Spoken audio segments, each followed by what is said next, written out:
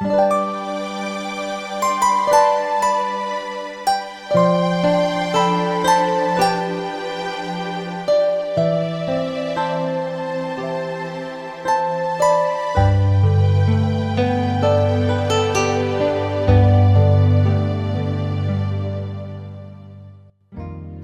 na aldaw sa Indo po Gabos, mga tugang. This is Bishop Louis Oxiano of the Diocese of Virac, extending my appreciation and gratitude to the Tomasian Alumni Community Foundation, the Tau Mo Sigma Phi USA Foundation, for your project Tomasino para sa Kapwa Pilipino.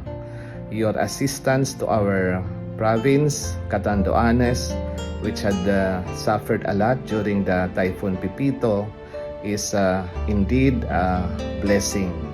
You know, your coming to our island with your relief, with your assistance, is indeed a manifestation of God's abiding love to us. Your solidarity is really appreciated, because we have a lot of families who really suffered from this recent calamity. So together with the clergy of the Diocese of Virac, we assure you of our prayers, and we are very thankful once again, because with your love, with your concern, our people here are beginning to heal from the pain, from the difficulties and miseries that they have endured during this recent calamity.